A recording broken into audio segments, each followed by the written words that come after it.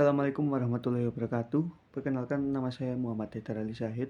Saya dari program studi Pendidikan Sejarah dan Sosiologi angkatan 2025 kelas B. Di sini saya akan menjelaskan tentang filsafat sejarah Islam yang pada nantinya yang saya tampilkan atau saya jelaskan yakni filsafat sejarah Islam menurut dari Ibnu Khaldun. Pertama-tama, filsafat sejarah Islam merupakan kajian yang membahas makna, tujuan, serta pola-pola yang terdapat dalam perjalanan sejarah manusia berdasarkan pandangan Islam. Dalam Islam, sejarah tidak dipandang sebagai rangkaian peristiwa yang terjadi secara kebetulan, melainkan sebagai proses yang memiliki sebab, akibat, dan hikmah yang dapat dipelajari oleh manusia. Salah satu tokoh Islam yang memberikan kontribusi besar dalam bidang filsafat sejarah adalah Ibnu Khaldun. Melalui pemikirannya, sejarah tidak hanya dipahami sebagai catatan masa lalu, tetapi juga sebagai ilmu yang dapat digunakan untuk memahami perkembangan masyarakat dan peradaban. Berikut saya jelaskan sedikit biografi dari Ibnu Khaldun. Ibnu Khaldun adalah seorang filsuf yang lahir di Tunis, Afrika Utara pada tahun 1332 Masehi dan wafat pada tahun 1406 Masehi di Kairo. Ia dikenal sebagai seorang cendekiawan Muslim yang memiliki keahlian dalam berbagai bidang ilmu seperti sejarah, filsafat, politik, ekonomi, dan sosiologi. Pengalaman hidupnya yang luas termasuk keterlibatannya dalam pemerintahan dan pengamatannya terhadap berbagai kerajaan di dunia Islam memberikan pengaruh besar terhadap pemikirannya. Karya terpentingnya adalah Muqaddimah yang awalnya ditulis sebagai pendahuluan untuk buku sejarah dunia. Namun, karena isi dan kedalaman analisisnya, Muqaddimah kemudian dikenal sebagai salah satu karya yang paling penting dalam filsafat sejarah dan ilmu sosial.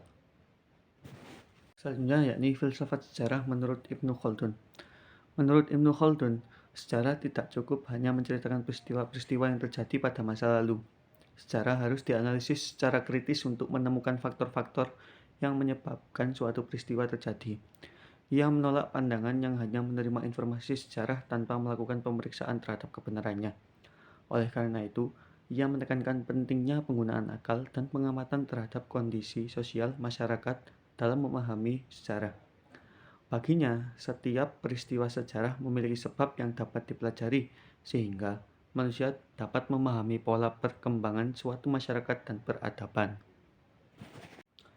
Salah satu konsep terpenting dalam pemikiran Ibnu Khaldun adalah asabiyah, yaitu rasa solidaritas, persatuan, dan ikatan sosial yang kuat di antara anggota suatu kelompok.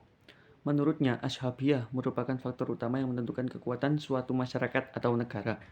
Ketika solidaritas sosial masih kuat, masyarakat akan lebih mudah bekerja sama dalam menghadapi berbagai tantangan dan membangun peradaban yang maju. Sebaliknya, ketika persatuan mulai melemah karena konflik, kemewahan berlebihan, atau kepentingan pribadi yang lebih dominan, maka kekuatan masyarakat tersebut akan menurun. Dengan demikian, asabiyah menjadi fondasi penting dalam pembentukan dan keberlangsungan suatu peradaban. Siklus peradaban menurut Ibnu Khaldun. Ibnu Khaldun menjelaskan bahwa setiap peradaban mengalami siklus kehidupan yang bersama.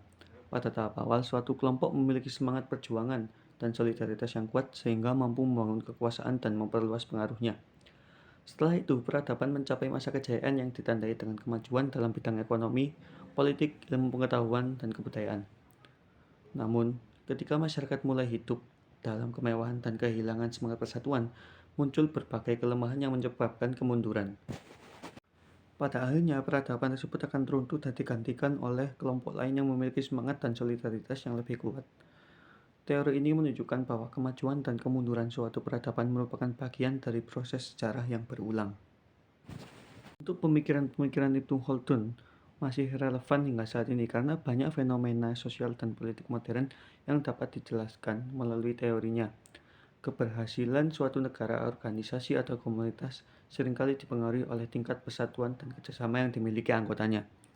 Sebaliknya, perpecahan, konflik internal, serta hilangnya rasa kebersamaan sering menjadi penyebab melemahnya suatu kelompok.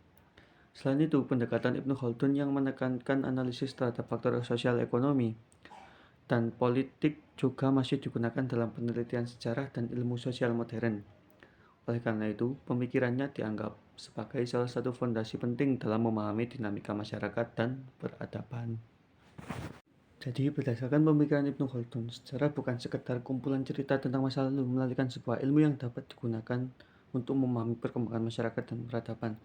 Melalui konsep ashabiyah dan teori siklus peradaban, Ibnu Khaldun menjelaskan bahwa kemajuan dan kemunduran suatu bangsa dipengaruhi oleh kondisi sosial, politik, ekonomi, serta tingkat persatuan masyarakatnya.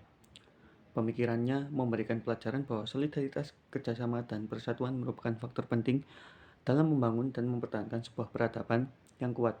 Dengan mempelajari sejarah secara kritis, manusia dapat mengambil hikmah dari masa lalu untuk menghadapi tantangan di masa depan. Mungkin cukup sampai situ penjelasan dari saya tentang filsafat sejarah Islam. Mohon maaf bila ada salah kata atau salah perbuatan. Wassalamualaikum warahmatullahi wabarakatuh.